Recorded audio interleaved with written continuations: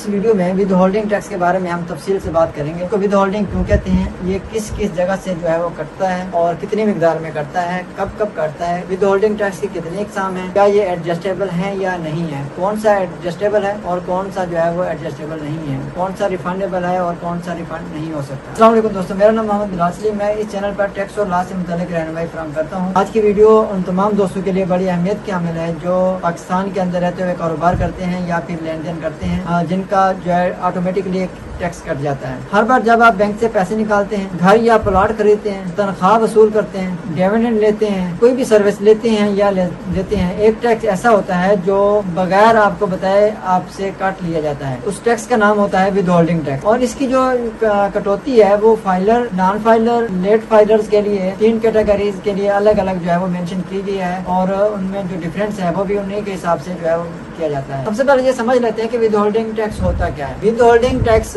وہ ٹیکس ہے جو بندہ ادائیگی کرنے والا ہوتا ہے, ادائیگی کر رہا ہوتا ہے. FBR وہ ٹیکس خاموشی کے ساتھ کاٹ لیتا ہے. مثال کے طور پر اگر آپ ملازم ہیں تو آپ کو تنخواہ دینے سے پہلے آپ کی تنخواہ سے ایک ٹیکس کاٹ لیا جائے گا, وہ ود ہولڈنگ ٹیکس ہوگا. اس کی 2 اقسام ہیں. پہلی اقسام کو ہم فائنل ٹیکس کہتے ہیں, جو کٹا سو کٹا, اس کا پھر کوئی حساب کتاب نہیں ہے, یہ نہ تو ریفنڈ ہوگا نہ ہی یہ ایڈجسٹ ہوگا. اس کو ہم اسی لیے فائنل ٹیکس کہتے ہیں. دوسری قسم کی جو ود ہولڈنگ ٹیکس کی قسم ہے وہ ایڈوانس ٹیکس یا پھر ایڈجسٹیبل ٹیکس ہوتا ہے. یہ ایسا ٹیکس ہوتا ہے جب آپ ریٹرن فائل کر رہے ہوتے ہیں تو اگر آپ کا یہ ٹیکس زیادہ کٹ گیا ہے, آپ نہ صرف یہ ریفنڈ لے سکتے ہیں بلکہ اس کو ایڈجسٹ بھی کر سکتے ہیں. اگر آپ کی انکم زیادہ ہے تو آپ اس ایڈجسٹ جو ٹیکس ہے اس کو وہاں پر جو ہے وہ ایڈجسٹ کیا جا سکتا ہے. دوستوں ایک اور چیز بھی جو میں آپ کو ذکر کرتا جاؤں کہ فائلر اور نان فائلر اور لیٹ فائلر, ان 3 کیٹیگری کے لیے ان کی جو کنڈیشنز ہیں وہ الگ الگ ہیں. اگر نان فائلر ہوگا تو اس کا ٹیکس جو ہے وہ زیادہ کٹ جائے گا. اگر وہ فائلر ہوگا تو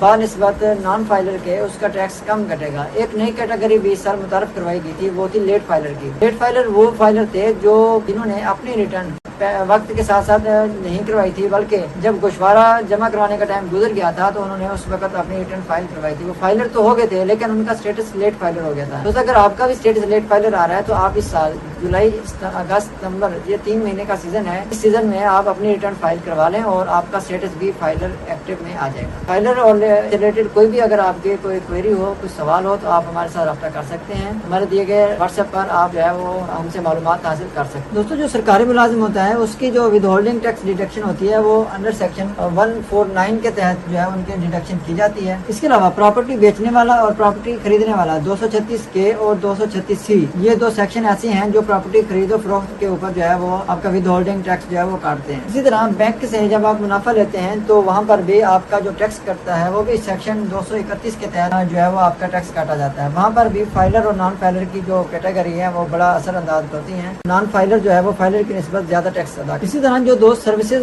فراہم کرتے ہیں ان کا ٹیکس بھی ود ہولڈنگ ٹیکس جو ہے وہ 2025-26 کے سال میں 11 سے بڑھا کر 15% کر دیا گیا تھا. اگر کوئی دوست جو ہے وہ میوچل فنڈ خریدتا ہے یا انویسٹ کرتا ہے تو ان کے اوپر بھی جو ہے وہ ود ہولڈنگ ٹیکس جو ہے وہ لازمی کاٹا جاتا ہے.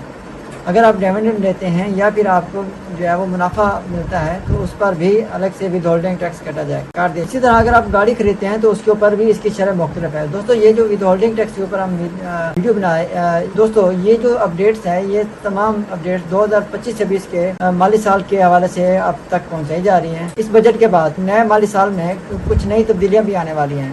اگر آپ چاہتے ہیں کہ آپ کو بجٹ کے بعد ہونے والی تمام تبدیلیوں تک معلومات فراہم کر دی جائیں تو آپ ہمارے ساتھ جڑے رہیے. ہم بہت جلد اس ٹاپک پر ایک تفصیلی ویڈیو اپلوڈ کرنے والے ہیں جس میں ہم بتائیں گے کہ نئے مالی سال 2026-27 کے اندر جو ہے وہ ود ہولڈنگ ٹیکس کی شرح کیا رکھی گئی ہے, 236 سی میں کیا ہوگا, 236 کے اندر کیا فرق آنے والا ہے, اور اسی طرح گاڑی کی خرید و فروخت کے اندر جو ہے وہ کیا تبدیلی آنے والی ہے. ہمارے ساتھ رہیے, انشاءاللہ آپ کو اپ ٹو ڈیٹ نالج آپ کو ملے گا.